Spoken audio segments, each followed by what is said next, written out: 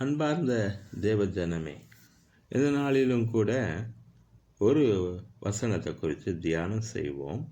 அது கர்த்தர் சொல்கிறார் இஸ்ரவேல் ஜனங்களை பார்த்து, உன் தோளை சுமக்கி விலக்கி உன் கைகளை கூடைக்கு நீங்களாக்குவேன்.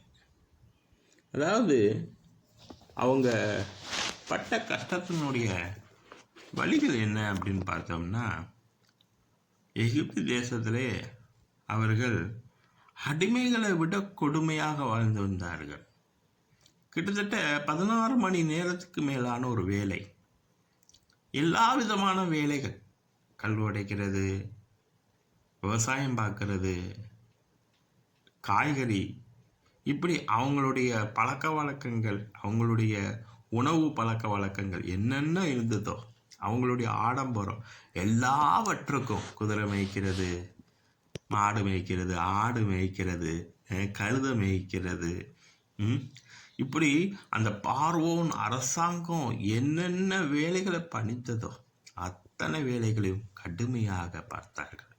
உதாரணத்துக்கு, அவர்கள் அதிகாலை ஒரு 3 மணிக்கு முன்பாகவே எந்திருந்து வேலைக்கு துவங்கி, அடுத்து அவர்கள் திரும்ப படுக்க போகிறது 10 மணி, இரவு 10 மணிக்கு மேலே. அப்படித்தான் இங்கே வேத ஆராய்ச்சி சொல்கிறது. நாம் கணக்கிடும் போது அப்படி ஒரு கொடுமை, பெரிய பெரிய பாரமான கல், மண், இப்படி பாரமான வேலைகளை எல்லாம் செஞ்சாங்க. அவங்க மனம் விட்டு அழுகிறது கூட, பேசுறது கூட வாய்ப்பு இல்லாமல் இருந்தாங்க. இன்றைக்கு கூட அநேகருடைய வாழ்க்கையில் இந்த குடும்ப பாரத்தை சுமக்கக்கூடிய ஸ்தானத்தில் இருக்கக்கூடிய மக்கள், ஒன்று அப்பாவாக இருக்கலாம், அம்மாவாக இருக்கலாம், அண்ணனாக இருக்கலாம், அக்காவாக இருக்கலாம், இவங்க அந்த பாரத்தை சுமக்கிறவங்க, அவங்க நான் எனக்கு தெரிஞ்ச அநேகரை பார்த்துருக்கிறேன். பெருநகரத்தில் பார்த்துருக்கிறேன், சிறிய நகரத்திலையும் பார்த்துருக்கிறேன். காலையில் 5 மணிக்கெல்லாம் எந்திரிச்சிருவாங்க. எந்திரிச்சு கொஞ்சம் ஜெபம் பண்ணிவிட்டு, அப்புறம் பிள்ளைகளுக்கு தேவையானதெல்லாம் செஞ்சுட்டு, போய் தண்ணியெல்லாம் எடுத்துகிட்டு வந்துட்டு, பிள்ளைகளை கிளப்பி விட்டுட்டு, 8 மணிக்கு டிஃபனு இது எல்லாத்தையும் கொடுத்துட்டு, இவங்களும் கொஞ்சம் அப்படி சாப்பிட்டுட்டு 8:30 மணிக்கெல்லாம் போய் அந்த பஸ் ஸ்டாப்லேருந்து 9 மணிக்கெல்லாம் வேலைக்கு போய், இல்லை கொஞ்சம் முன்ன பின்ன இருக்கும், 5 மணிக்கெல்லாம் அந்த வேலையை முடிச்சுட்டு, அதுக்கப்புறம் பார்ட் டைமாக இன்னொரு வேலை பார்த்து குடும்ப பாரத்தை சுமக்கக்கூடிய எத்தனையோ பேர்கள். இந்த பாரம் நீங்காதா? ஒரு நாள் நிம்மதியாக நம்ம வீட்டில் சந்தோஷமாக எந்த வேலையும் இல்லாமல் நமக்கு 4 பேர் சாப்பாடு வாங்கி போட மாட்டாங்களா? இப்படி எத்தனையோ கவலைகளோடு இந்த உலகத்தில் மனித கூட்டம் ஓடிக்கிட்டு இருக்கு.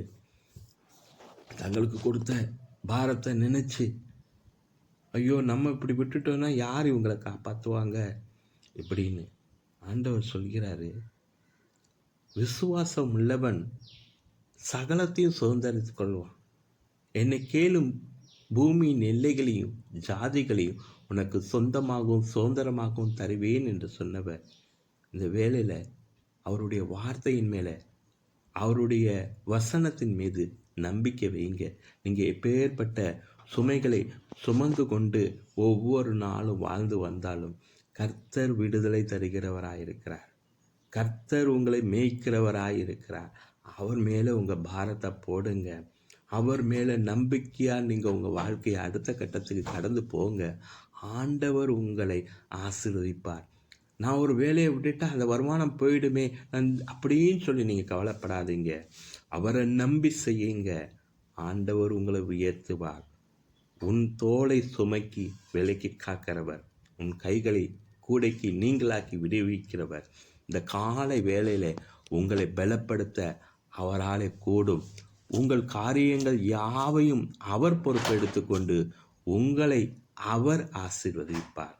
கர்த்தரை நம்புகிறவர்கள் என்றென்றைக்கும் செழித்து வாழ்வார்கள். ஆமேன்.